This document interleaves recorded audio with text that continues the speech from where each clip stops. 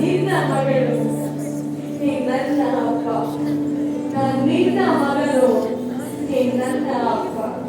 ನಾನು ನಿನ್ನ ಮಗಳು, ನೀ ನನ್ನ ಅಪ್ಪ. ನಾನು ನಿನ್ನ ಮಗನು,